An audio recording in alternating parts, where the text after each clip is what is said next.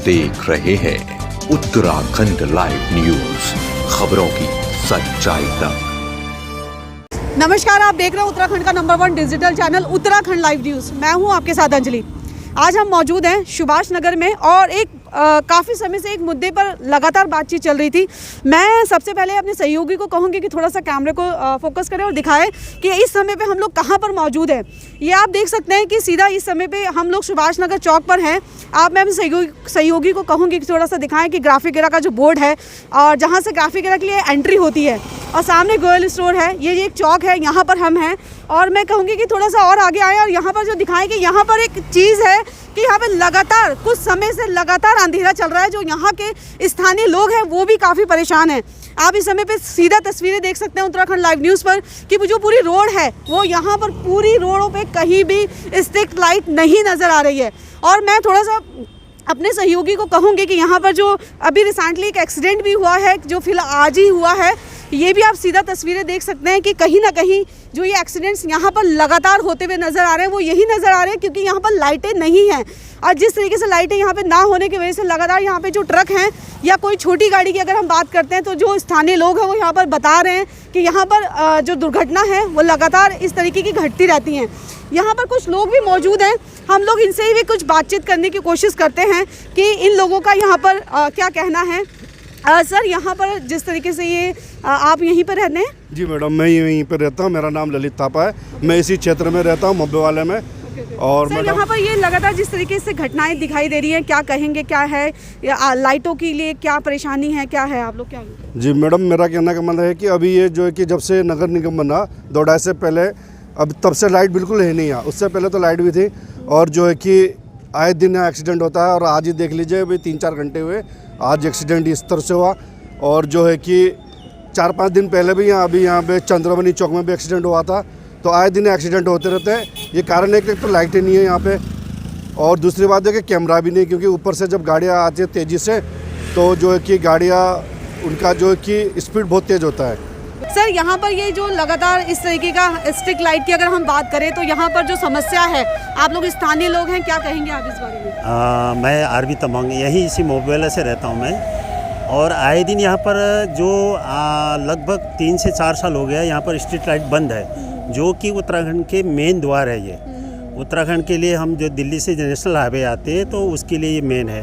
तो आए दिन यहाँ पर कुछ तो कुछ एक्सीडेंट हुआ, बाइक आपस में गिरना, ये होते रहता है। आप आज ही जो है 3-4 घंटे पहले ये कांड हो रखा है, यहाँ पर डिवाइडर पर ट्रक चढ़ा हुआ है। तो इस तरह से सरकार किसी के भी आए लेकिन काम की कोई जो यहाँ पर ढंग से नहीं करता है। तो हम लोगों ने कई जगह हम लोगों ने कंप्लेन भी की, कोई सुनता नहीं है। ये आप चैनल के माध्यम से सरकार तक क्या अपील करना चाहते हैं?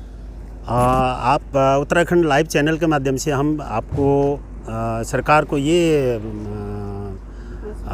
परमिशन मतलब गुजारिश करते हैं कि जो अपना उत्तराखंड के लिए जो मेन है एंट्रेंस है, फर्स्ट ऑफ ऑल हमारा ये कि फर्स्ट इम्प्रेशन लास्ट इम्प्रेशन होता है। जो मेन हमारा नेशनल हाईवे का ये हालत है तो आगे हम क्या बता सकते हैं। तो सरकार से हम उत्तराखंड सरकार से यही गुजारिश करेंगे, आने वाले समय में ध्यान दें और स्ट्रीट लाइट को बराबर चालू करेंगे। यहाँ पर जो टंडरों के जो पार्षद हैं वार्ड 78 के मिस्टर रमेश कुमार मंगू जी भी यहाँ पर मौजूद है, इनसे भी कुछ बातचीत करते हैं। सर, सबसे पहले यहाँ की जो समस्या दिखाई दे रही है, जो बिल्कुल यहाँ पर उत्तराखंड में एंट्री करते हुए बिल्कुल अंधेरा नज़र आ रहा है और आप यहाँ के पास यहीं के पार्षद भी हैं, मतलब टंडर रोड के, तो क्या कहेंगे आप इस बारे में?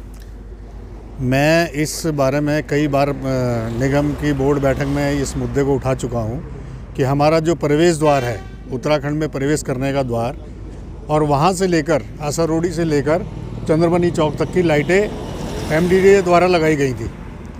जब से निगम बना है उन्होंने एमडीडीए वालों ने रिपेयर बंद कर दी। उसके बाद नगर निगम ने कोई संज्ञान नहीं लिया क्योंकि वो कहते हैं कि ये अभी हमारे पास ट्रांसफ़र नहीं हुई है। इस बारे में मैंने बोर्ड बैठक में भी कहा गया, मैंने मुद्दा भी उठाया था इस बात का कि हमारा देहरादून स्मार्ट सिटी की श्रेणी में रखा गया है कि स्मार्ट सिटी बनेगा, लेकिन जब बाहर से आने वाला पर्यटक जब आसारोडी में अंदर आता है और अंधेरा देखता है तो क्या संदेश लेकर जाता होगा कि कौन सा ये स्मार्ट सिटी बन रहा है। सर वही संदेश की भी बात कर रहे हैं और जिस तरीके से हम लगातार देख रहे हैं कि यहाँ पर आए दिन यहाँ पर एक्सीडेंट नज़र आ रहे हैं, जैसे कि स्थानीय लोग भी यहाँ पर बता रहे हैं, तो ये तो सरकार के लिए एक शर्मनाक बात है कि यहाँ पर एंट्री पर ही लगातार एक्सीडेंट्स हो रहे हैं। देखिए, डबल इंजन की सरकार है और तीसरा इंजन नगर निगम भी है इसमें, लेकिन जो ये चल रहा है 3 साल हो गए हैं निगम को बने हुए, ये नया क्षेत्र शामिल हुआ था। नगर निगम फुटबॉल की तरह इसकी जब मुद्दा उठाया जाता तो फुटबॉल की तरह लात मारकर एमडीडीए की तरफ कर देता है कि उन्होंने हैंड ओवर नहीं किया है, और एमडीडीए का कहना है कि हम इसको हैंड ओवर कर चुके हैं।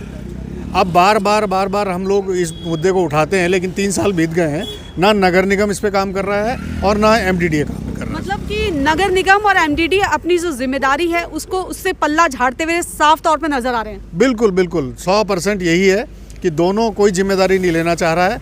जनता जाए भाड़ में, और जो पर्यटक आ रहा है या उत्तराखंड में जो उत्तराखंड के सम्मान को ठेस पहुंच रही है कि जो अंदर एंट्री करते ही पूरा अंधेरा नज़र आता है उनको, और आए दिन जो एक्सीडेंट होते हैं अभी आप ये सामने देख ही रही हैं, और 20 तारीख को चंद्रमणि चौक पे भी ऐसा ही भयंकर एक एक्सीडेंट हुआ था।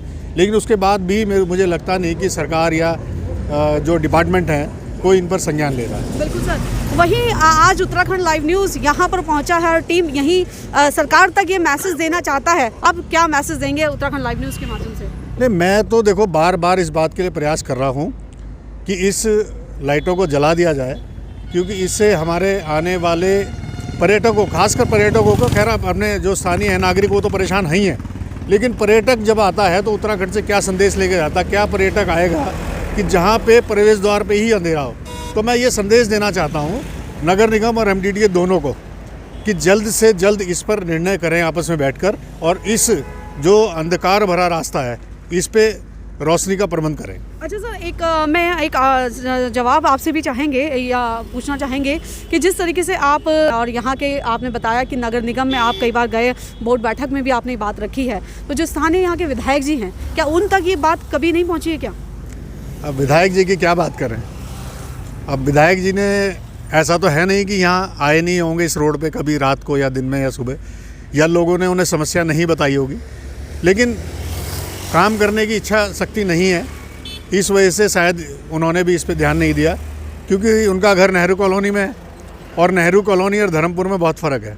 नेहरू कॉलोनी रोशनी से जगमगा रही है और वहाँ पे काम भी ठीक हो रहा है, लेकिन विधायक जी को अपने क्षेत्र में ये सब चीज़ें देखने की फुर्सत नहीं होती है। मैं इसीलिए कहूँगा कि हमारा तो क्षेत्र ही उपेक्षापूर्ण रहा है पूरा धर्मपुर, और उसमें विधायक हों या सरकारी डिपार्टमेंट हो, एमडीडीए हो, नगर निगम हो, कोई भी ध्यान नहीं दे पा रहा है। बिल्कुल, चलिए सर, इन्फॉर्मेशन देने के लिए आपका बहुत बहुत धन्यवाद सर। धन्यवाद आपके चैनल का, जिसने कम से कम इस बात का संज्ञान लेने की कोशिश करेगी ये अंधेरा क्यों है। आप देख सकते हैं कि यहाँ पर जो स्थानीय लोग हैं उनसे बात हुई हमारी, और जो स्थानीय यहाँ के जो पार्षद हैं मिस्टर रमेश कुमार मंगू, उनसे भी बात हुई है, और उन्होंने जिस तरीके से बताया कि नगर निगम और एमडीडीए किस तरीके से अपना जिम्मेदारी को पल्ला झाड़ते हुए नजर आ रहा है। आपने उत्तराखंड लाइव न्यूज़ पर सीधा यहाँ की तस्वीरें देखी और सीधा आपने उनकी बातचीत सुनी, जो यहाँ की जो समस्या हैं।